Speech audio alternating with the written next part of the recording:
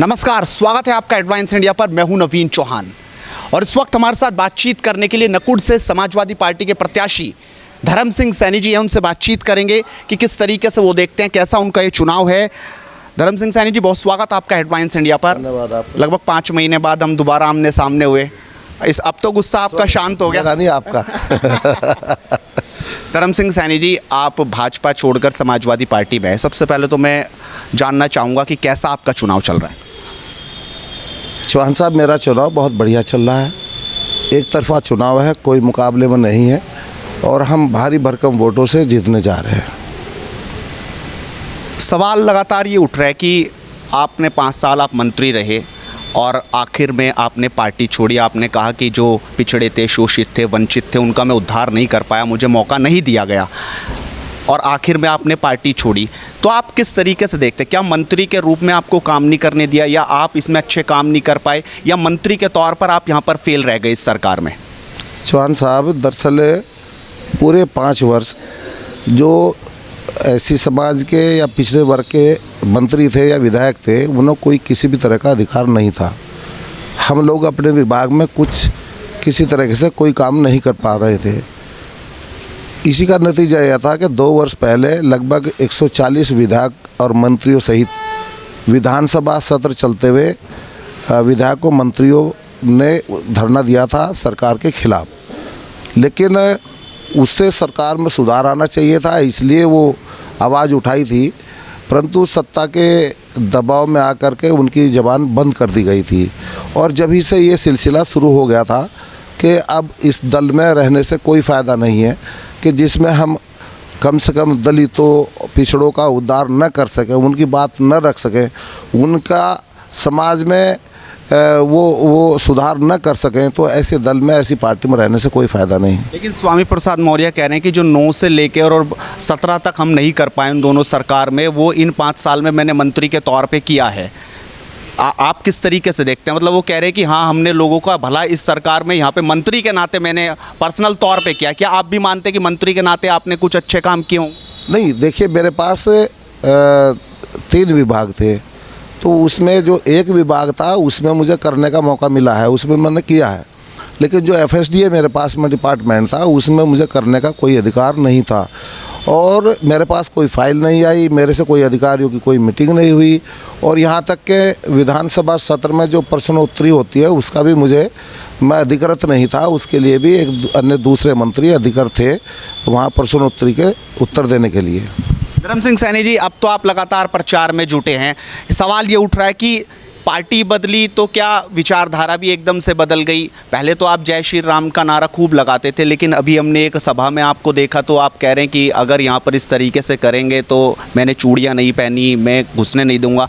मतलब वो तो किसी पार्टी का नारा नहीं था, जय श्री राम था। क्या आप अब जय श्री राम नहीं बोलते क्या? नहीं, आपने वो वीडियो पूरी नहीं सुनी। आपने केवल जो विपक्षी दल के लोग हैं उनकी जो एडिट की हुई वीडियो है वो केवल आपने वो सुनी है। पहली बात तो मेरी विचारधारा पहले भी भारतीय जनता पार्टी में भी रहते हुए सर्व समाज को साथ लेकर के चलने की थी। मैंने भारतीय जनता पार्टी में रहते हुए नकुड़ ब्लॉक से मुस्लिम समाज का व्यक्ति को समर्थन देकर के प्रमुख बनाया था। तो मेरी विचारधारा सब वर्ग के हिंदू मुस्लिम समाज के सभी साथियों को लेकर के चलने की थी और वो सब मेरे पास आते जाते थे। उनके मैं जितना भी जो भी मेरे से संभव हो सकता था मैं उनकी मदद करता था। रही बात जय श्री राम के नारे की, जय श्री राम कोई किसी दल का, किसी समाज की बपौती नहीं है। भगवान श्री राम वो सबके हैं।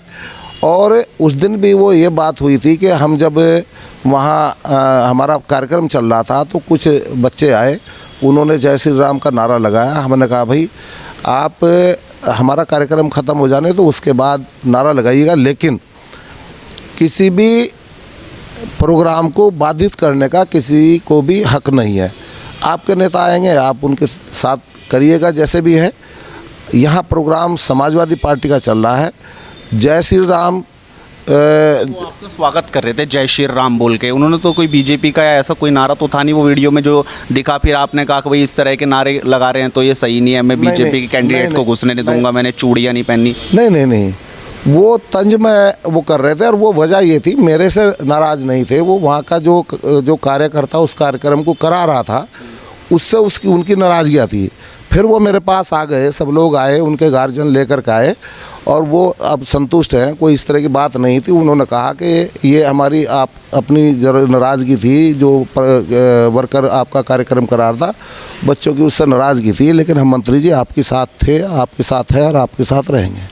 मंत्री जी, अभी कल फिर देखा तो मतलब जैसे विचारधारा बदलती है, मतलब पार्टी बदलती है, या बराबर में कोई अगर इमरान मसूद खड़े हैं तो इंशाअल्लाह कहना पड़ेगा, वहाँ आप राम का प्रयोग नहीं कर सकते। क्या आपको लगता है कि इंशाअल्लाह कहने से इस बार आपको वोट मिलेगा, राम से नहीं?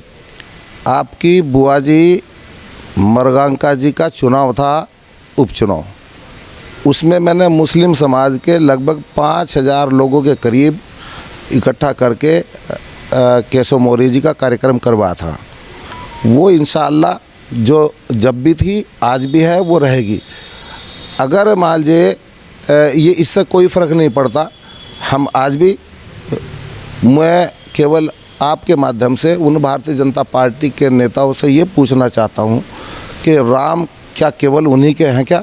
और केवल अगर उन्हीं के हैं तो वो बता दें किसके बच्चे का नाम लव और कुश है, जो श्री राम के बच्चों का नाम था। मेरे दोनों जो बच्चे हैं छोटे वाले, उनका लव और कुश नाम है। मेरे आवास का देखिएगा लव कुश वाटिका लिखा हुआ है, आपके सामने है। तो इससे कोई आवाज़ उठाने इमरान मसूद खड़े थे तो ज़रूरी था या मजबूरी थी?